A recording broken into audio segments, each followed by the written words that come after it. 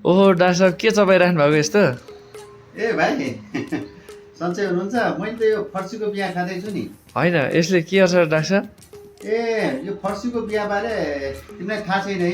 नाइ आज म डाक्टर साहब। तिमीहरूलाई चाहिँ सबै साथीभाइहरूलाई चाहिँ यो फर्सीको बिहाले शरीरमा के कस्तो फाइदा गर्छ, यसमा के कस्तो तत्त्व पाइन्छ र हाम्रो शरीरमा किन आवश्यक छ यसबारे जानकारी दिन्छु है त। हजुर भन्नु न। है हजुर। फर्सीको बिहा सानो भए पनि न्युट्रिएन्ट पावर हाउस हो भाइ। तपाईँले हामीले फाल्दै गएको फर्सीको बिहाभित्र लुकेको हुन्छ न्युट्रिसनल मल्टिभिटामिन खजाना। फर्सीको बिहामा धेरै महत्त्वपूर्ण पोषक तत्त्वहरू हुन्छन्, जस्तै प्रोटिन, यसले शरीर बढाउने काम गर्छ।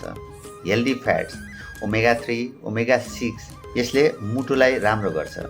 फाइबर, पाचन प्रक्रिया राम्रो गर्छ। म्याग्नेसियम, हड्डी र मुटुलाई राम्रो गर्छ।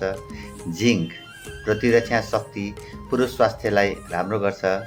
यसमा पाउने आइरनले रगत बढाउने काम गर्छ। यसको साथै एन्टिअक्सिडेन्ट, यसले सेल ड्यामेज कम गर्छ भने फाइटोस्टेरोल, यसले कोलेस्ट्रोल घटाउने काम गर्दछ। यसमा स्वास्थ्यलाई कस्तो असर गर्छ यसबारे पनि जानकारी दिन्छु है तिमीलाई। यसमा भएको म्याग्नेसियम र हेल्दी फ्याट्सले ब्लड प्रेसर र कोलेस्ट्रोल ब्यालेन्स गर्न मद्दत गर्छ है। यसमा ट्रिप्टोफेन हुन्छ, राम्रो स्लिप र मुड सुधार गर्छ। यसमा धेरै जिङ्क पनि हुन्छ है, यसले इम्युनिटी बलियो बनाउँछ। पुरुषहरूमा चाहिँ प्रोस्टेट हेड राम्रो राख्न मद्दत गर्छ। यसमा भएको म्याग्नेसियम र फोस्फोरसले तपाईँको हड्डीलाई बलियो बनाउन सहयोग गर्छ। यसमा आइरन पाउने भएकोले हिमोग्लोबिन बढाउन सहयोग गर्छ र रगतको कमी हुन दिँदैन। बडीमा इन्फ्लामेसन कम गर्न सहयोग गर्छ। अनि भाइ यसलाई सिधै काँचो वा हल्का भुटेर वा सलाद, दही अथवा ओटमा मिसाएर पिसेर वा पाउडर बनाएर पनि खान सकिन्छ है।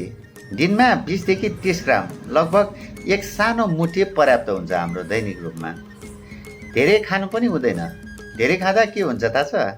यसले पेट फुल्ने, क्यालोरी बढ्ने, अत्याधिक खाँदा वेट गेन हुनसक्छ। मृगौलाको समस्या भएका व्यक्तिहरूले खाँदा अलि ध्यान दिनुपर्छ। कहिलेकाहीँ एलर्जीको केस पनि हुनसक्छ, तर एकदम रेयर हो, एकदम न्यून हो। भाइ देख्दा सानो बिहा हो यो, तर यसमा लुकेको हुन्छ ठुलो शक्ति। फर्सीको बिहा दैनिक खानु भनेको शरीरलाई प्राकृतिक मल्टिभिटामिन दिनु जस्तै हो भाइ। आजदेखि फाल्ने होइन, खाने बानी बसाल्नुहोस् है।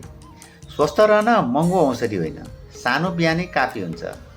यो कुरा सम्पूर्ण साथीहरूलाई सबैलाई सेयर गर्नु होला है त। यो बिहा ल्याइदिनु हुने मेरा मित्रलाई पनि धेरै धेरै धन्यवाद। ओहो डाक्टर साहब यो त धेरै राम्रो चिज पो रहेछ त। अब म पनि यो भोलिदेखि नै खाने गर्छु। हजुरलाई यो जानकारीको लागि धेरै धेरै धन्यवाद। ओहो ल, सम्पूर्ण मेरो भिडियो हेरेर बस्नुभएका सबै सम्पूर्ण साथीहरूलाई चाहिँ तपाईँहरूले पनि यसको गुणबारे थाहा पाइसक्नुभयो।